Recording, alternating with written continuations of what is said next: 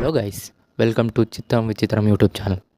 కల్కి 2898 AD movie release అయ్యాక చాలా హాట్ టాపిక్ సోషల్ మీడియాలో అయితే నడుస్తుంది. అది ఏంటంటే అర్జునుడు వర్సెస్ కర్ణుడు, ఎవరు గొప్పవాడు. అది తెలుసుకునే ముందు ఫస్ట్ అర్జునుడికి గాంధీవం, కర్ణుడికి విజయధనస్సు ఎలా దొరికిందో తెలుసుకుందాం. అయితే యూట్యూబ్ ఛానల్ కొత్తగా స్టార్ట్ చేశాను ఫ్రెండ్స్, కొంచెం సపోర్ట్ చేయండి, లైక్ చేయండి, షేర్ చేయండి, సబ్స్క్రైబ్ చేయండి, కామెంట్ చేయండి. దేవపుత్రులు అది అందరికీ తెలిసింది. కర్ణుడు కుంతీదేవి పెళ్ళవక ముందే సూర్యుడి వరంతో కర్ణునికి అంటుందన్నమాట. అది తన తండ్రికి తెలిస్తే తన వంశగౌరవం ఏమవుతుందో, అందరూ ఏమనుకుంటారు అనేసి ఫస్ట్ ఒక పెట్టెలో పెట్టేసి ఒక నదిలో వదిలేస్తుంది అనమాట కర్ణుడిని. ఆ నదిలో ఆ బాక్స్లో వెళ్తున్నప్పుడు నది ఒడ్డునే ఒక వ్రతం చేపిస్తూ ఉంటారు అనమాట ఒక దంపతులు. వాళ్ళకు పిల్లల కోసం వ్రతం చేపిస్తుంటే వాళ్ళకు దొరుకుతాడు. అప్పటి నుంచి ఆమె రాధ అనే ఆమె కర్ణుడిని పెంచుతుందన్నమాట. తర్వాత అర్జునుడు గురించి అందరికీ తెలిసిందే కదా. ఇంద్రుడి దేవుడి వరం వల్ల అర్జునుడు పుడతాడు. తర్వాత అర్జునుడు అందరు ద్రోణాచార్యుడి దగ్గర ఉన్న అందరికంటే కౌరవులు పాండవుల్లో అర్జునుడు చాలా విశిష్టమైన ధనుర్ధారి, అందరికీ తెలిసిందే, చాలా గొప్పవాడు. తర్వాత అర్జునుడికి ద్రోణాచార్యుడు మాటిస్తాడనమాట, నిన్ను ఒక గొప్ప ధనుర్ధారిగా చేస్తాను అని చెప్పి మాటిస్తాడనమాట. దానికోసం ఒకరోజు ద్రోణాచార్యుడికి తెలుస్తుంది అనమాట, ఇలా ఏకలవ్యుడు అనే ఒక హఠవీకుడు ఉన్నాడు, అతను అర్జునుడి కంటే చాలా గొప్ప ధనుర్ధారి అని. తర్వాత రోజు అతని ఆశ్రమానికి వెళ్ళాక ఏకలవ్యుడన్ని మర్యాదలన్నీ చేస్తాడు. తర్వాత మాట్లాడుతున్నప్పుడు గురువుగారు, మిమ్మల్ని నా గురువుగా చూసుకొని శస్త్ర విద్యలన్నీ నేర్చుకున్నాను అని అడిగితే, మరి నేను ఏమడిగితే అది ఇస్తావా అంటే, అడగండి గురుదక్షిణ ఏమి ఇవ్వాలని అడిగితే, నీ బొటనవేలు కోసివ్వు అంటాడు. దానికి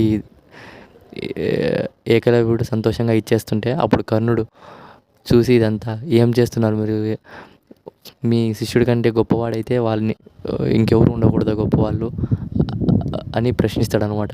అది నచ్చని ద్రోణాచార్యుడు, నువ్వు ఇస్తావా ఇవ్వవా అంటే ఏకలవ్యుడు బొటనవేలు కోసిస్తాడు.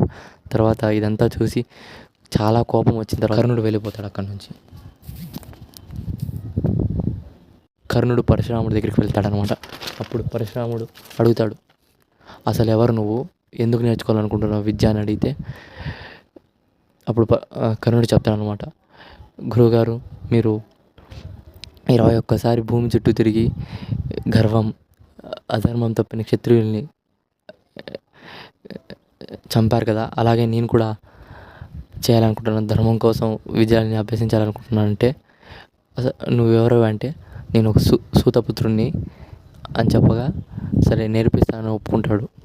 అలా మొదలవుతుంది అనమాట. పరశురాముడు చాలా రోజులు అలాగే నేర్పిస్తూ ఉంటాడు. ఒకరోజు అలాగే నేర్పిస్తున్నప్పుడు ఫుల్ అలసిపోతాడు అనమాట పరశురాముడు. అప్పుడు అలసిపోయినప్పుడు చుట్టుపక్కల చూస్తే ఏది పడుకునేకి వీలుగా ఏది ఉండదు. అప్పుడు కర్ణుడు కూర్చొని, గురువుగారు, నా ఒళ్ళో తల పెట్టుకొని పడుకోండి అని చెప్తే పడుకుంటాడు అనమాట. అప్పుడు ఇంద్రుడు మాయా రూపంలో ఒక పురుగు రూపంలో వచ్చి కర్ణుడు కొడతాడనమాట. తేలు రూపంలో వచ్చి కర్ణుడు కొడితే కర్ణుడి రక్తం అంతా పోతున్న కర్ణుడు లేవాడు, ఎందుకంటే వాళ్ళ గురువుగారు పడుకున్నాడు కాబట్టి. అలాగే కాసేపు ఉంటే ఆ రక్తం పరశురాముడి చేతికి తగిలి పరశురాముడు లేస్తాడనమాట.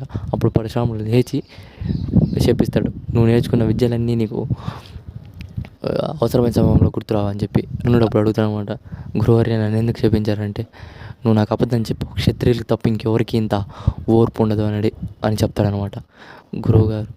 గురువర్య, నేను క్షత్రియుడిని కాను, సూతపుత్రుడిని, నేను పుట్టినప్పటి నుంచి ఇక్కడే పెరుగుతున్నాను, మా అమ్మ రాధ, నేను రాధేయుడిని అంటే దానికి కొంచెం బాధపడి అప్పుడు విజయధనుస్సు అనేది కర్ణుడికి ఇస్తాడనమాట.